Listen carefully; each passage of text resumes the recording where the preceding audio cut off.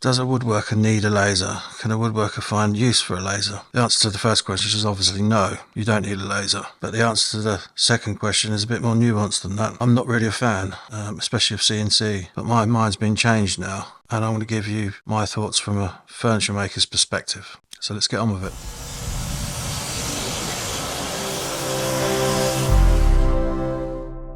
The laser best work seems to be small projects. You've probably seen the wooden puzzles made from balsa wood. I've seen all kinds of ideas that do nothing for me. Those are all cut out with laser engravers, like this. There are an infinite number of ideas like this that can be realised if you just create the design. You can also cut and engrave on all sorts of different materials. It's the small scale of the projects and working with different materials that gives a laser a reputation for being somewhat novel. General maker tool, as it were. But for me, the biggest advantage a laser gives to the traditional woodworker making projects like furniture, cutting boards, jewellery boxes, well, for me it's actually inlay work, and that's the reason why this laser really chimes in for me. Inlay, intarsia, marquetry are really the best reasons why to own a laser that I can see. And also consider this, when you're making inlay you can use thicker material, which is obviously way more durable than veneer. Sure, I can customise everything I make from now on. I can put a logo on my apron of the table, family's name into one of the boards on the table. You can cut out pretty much any font and lettering you choose and then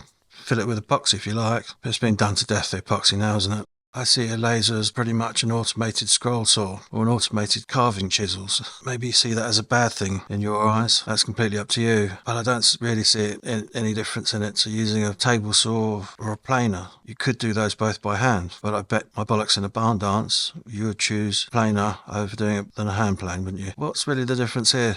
If you enjoy hand carving, hand planing, then go for it. I can't be bothered with that, simply because of the time it takes, nor the inevitable mistakes that can be made where there's no going back from them. If you mainly just find joy in the end product and doing it quickly and efficiently, or you don't have time to learn how to use hand tools properly, machines can be very helpful and efficient.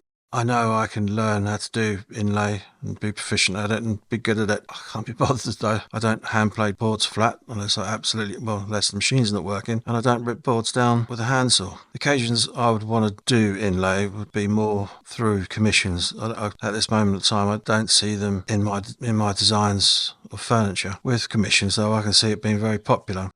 But take this bottle opener I made ages ago. I made a load of them all by hand. I've only ever sold one. I'd like to inlay my logo into the face of this. Now, to do that by hand, I'd say is impossible, because the logo in places is wafer thin, and to get the logo on, that's only going to be about 20mm by 20mm size. But we'll get to that in a second. I wondered what else these things could do, and I struggled. Apart from everything you see bombed on Etsy, mugs, engraved, what I would call tat, to be honest with you. I don't really want any part of those boxes with a box joint, finger joints, made out of 3mm Baltic birch or whatever they use. It might come in handy for some channel merch. Maybe you guys would like some mugs with my logo on it or something. The way things are going, probably not.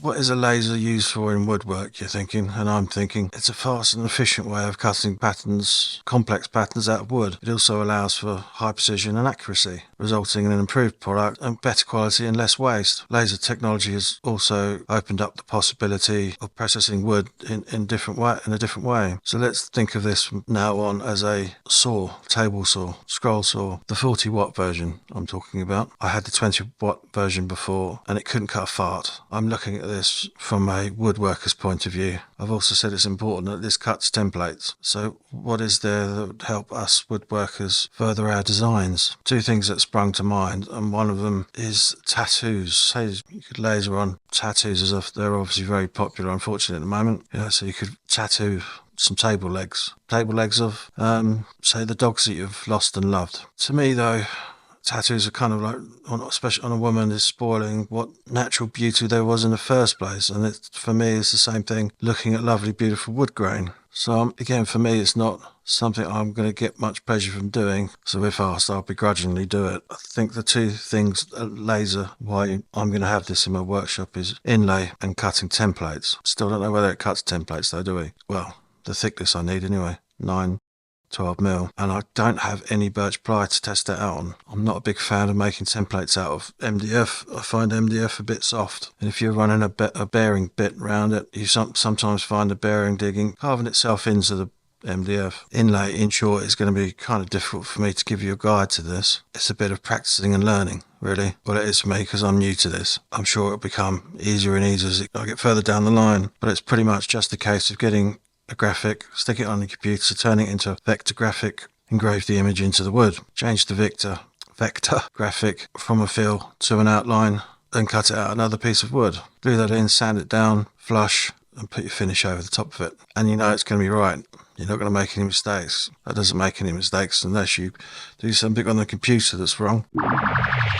Vector graphics probably sounds like a pain, and you're like, oh, what is that? Then there's also raster graphics. Simply put, vector graphics are graphics that are generated from geometric shapes. Think of a vector graphic as just solid colours and lines. A raster graphic represents a two-dimensional picture as a rectangle grid of pixels, which is more like what a photograph looks like. Nothing really to think about or concern yourself with. The computer's going to do it for you. So let's get into it. Like I said, I want to engrave these bottle openers. I'm going to hunt them for a bit of merch. So I'm going to put my logo on them. Trouble is with these bottle openers, they've got a bit of wood missing from the end. So if you push any pressure on the end, as you can see there, it's going to flap about. Well, the other thing is, somehow I need to make sure this cut or engraving part is repeatable and in exactly the position I want it to be, not off to the left or off to the right. So hence I'm making this jig to also help support it, keep it in place. This little extra lump here, I did eventually just smash that out in the end because it was just getting too fiddly to get the bottle opener in and out. As you can see, I've got a few. These are American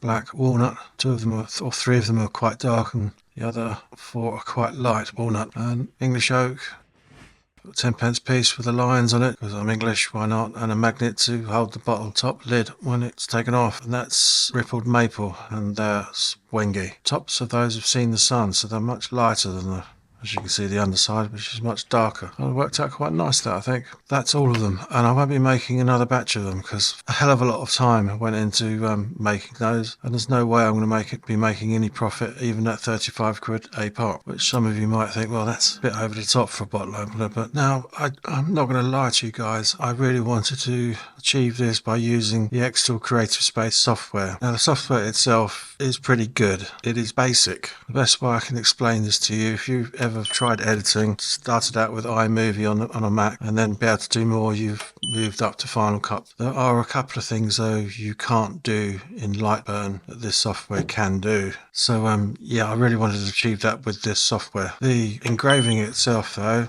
with this software, easy peasy, Japanesey, really simple for a beginner starting out, for want of a better expression. It was an absolute piece of piss to get used to. I've never used it before, and within a few hours I was engraving. Just to engrave something, I'll absolutely be using the xTool Creative Space software to be doing any engraving because it's so simple and fast.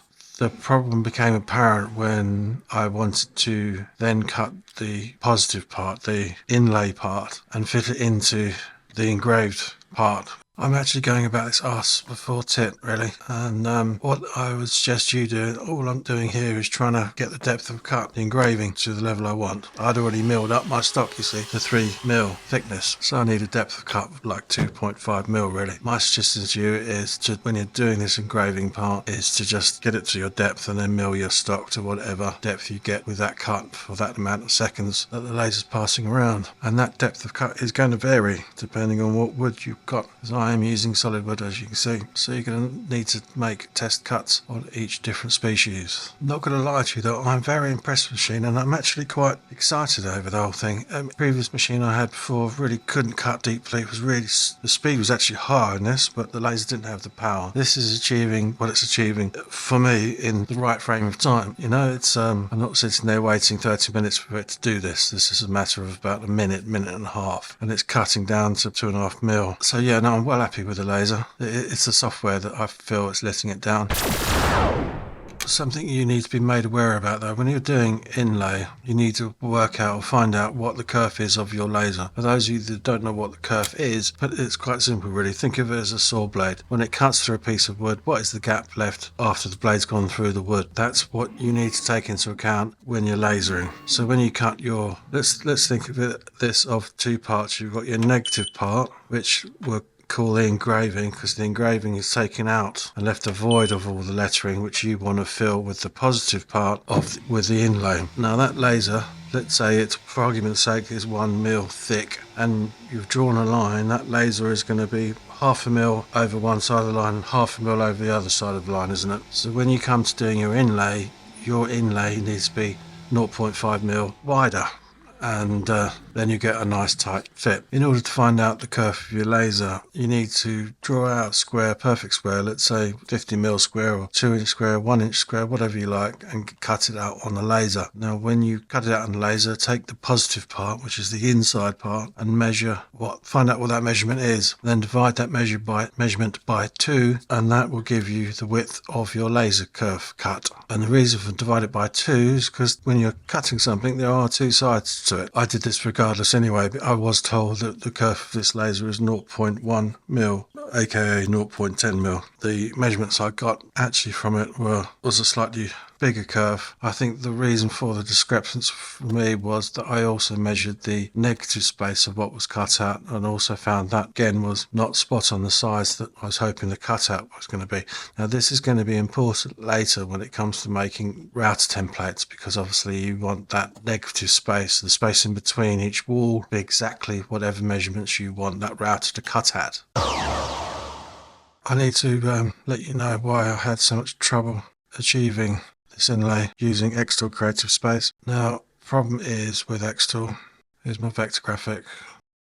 So I need to copy this and paste it and leave that somewhere out here. Give it a different layer, colour. As you see now, I've got 2 layers. Layers are important. Layers also is another issue I've got with this software. You only can have 8 layers, which is pathetic. You can get really in depth with your graphics and layers and layers and layers and layers and layers in Lightburn, and it makes it really easy to edit stuff when you've got lots of layers. The problem is with having only 8 layers in this software means you've got to combine so much into one layer to be able to do a complicated design. So to be honest with you, my advice would be to use Lightburn. But anyway, like I said, I want to be able to achieve this using this software because it's free and it's what's going to come with your laser if you do decide to purchase it. Now the problem arises is when, if you remember I said before about knowing what your laser kerf is and offsetting your cut line, you need to go and do this, go to outline and offset it. So we're off.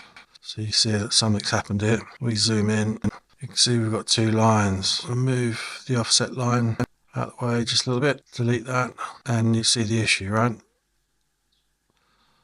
That little part of the E is missing, the and that part of the A is missing. So my solution, and believe me, this took days to figure out. Put this back over the top of that. This second layer here is now just going to be a guide, really, for argument's sake. So now I've got like a reference point to put back what I'm missing. So in Illustrator, I mean, you can use whatever software you like to use. You know, there's free stuff out there. I use Illustrator and Photoshop because that's what I know. There are other bits of software out there to create vector graphics that I'm sure are free. So I went and took my logo into Illustrator and I created the negative parts of my logo. And then dropped them in here. As you can see, size them down and then put them in position, overlaying them over that second layer, which is just a guide. Once I had that all in position, this second layer I deleted, which left me my negative parts. So I had my 2 layers. Long story short, this is my burn file. This will cut up the positive part, engrave the positive part as it were. Then open up my cut file where you can see the negative parts, the positive parts. So there's 2 layers there. The other issue I have with, I think actually both pieces of software is the fact that if I've got 2 things going on here, I've got a cut file and I've got a burn file, engraving file. It would be really nice that if you could literally work like you do on Safari or any web browser and have tabs creating, especially in Creative Space, because you only get 8 layers, which is not even nearly enough to do anything complicated. Well, that's the first one. First try, I mean. You're seeing it with me. Fingers crossed. Not too shabby at all, eh?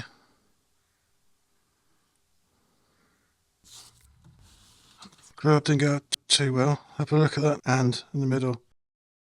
Because this is a curved surface, I need to sort of engrave deeper, I think. Got it flush in the middle, and then that'd still be raised that side, and then sand down to the right height. As you can see, that snap, I pushed it in, hoping it would flex around that curve. till it's cool, just cool, then into the mouth. Nice.